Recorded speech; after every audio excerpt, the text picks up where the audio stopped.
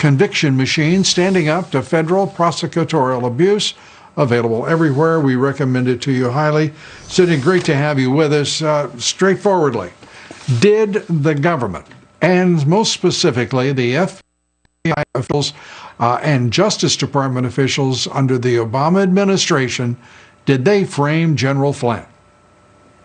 Yes, sir, they did. There's no doubt about it. August 15, Strzok and Page texted each other about the insurance policy they discussed in McCabe's office. The very next day, they opened the, quote, investigation, end quote, on General Flynn. And the day after that, as we just learned from the IG report in December, they sent an agent into what was supposed to be a trusted presidential briefing solely because General Flynn was going to be there and they wanted to collect information on him, gauge his mannerisms, in the event they needed to interview him later, i.e., as if Trump was elected to the presidency and Flynn wound up in the White House. It's stunning what we're learning more than 3 years now, distant from these events, these criminal acts and the subsequent cover-ups that persist to this very day, because you're just now receiving evidence and documents that some had told you didn't exist, and that apparently no one else believed existed either. Your thoughts? No one but me, apparently.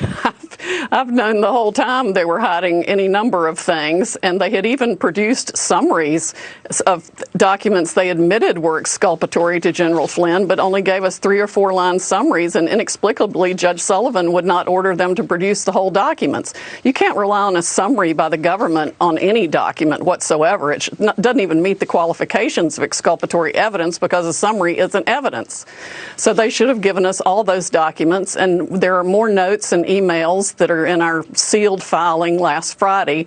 The government has advised now they're working with the FBI to make some redactions on those to protect the names of the guilty, and not their words but mine, and they should be ready to give us by tomorrow at the latest.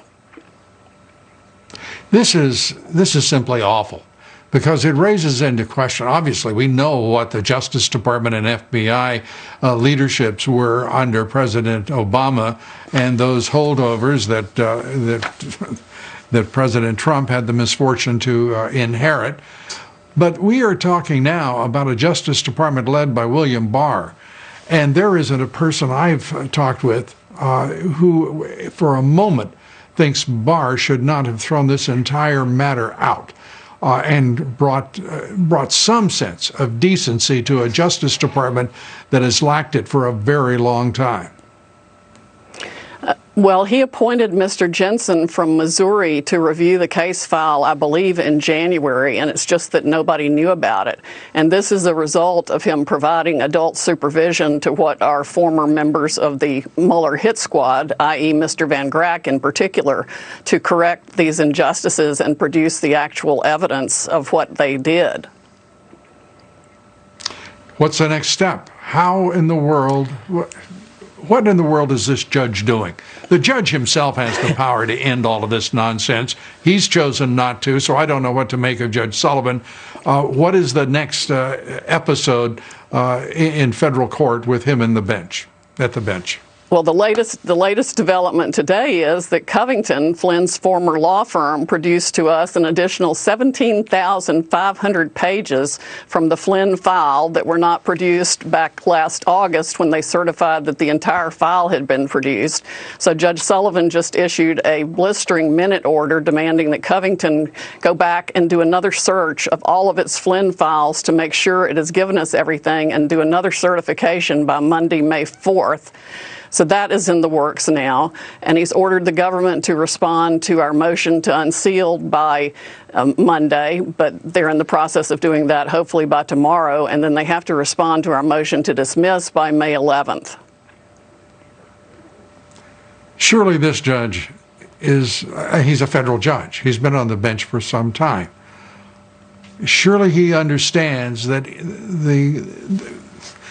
that General Michael Flynn, a patriot, a man who served his nation with distinction, is the victim here, And the perpetrators are apparently the his representation team that preceded you, the FBI, and the Justice Department.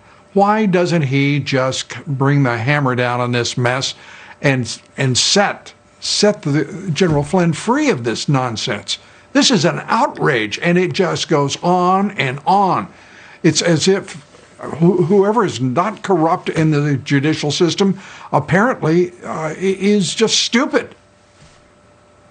It is beyond an outrage, Lou. It is a travesty of justice. It's a blight on the face of our entire country. But I do believe the Department of Justice under Bill Barr is going to produce the evidence that we're entitled to.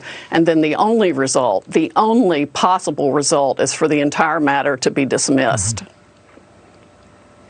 You know, I sympathize and I applaud both your commiseration, your understanding.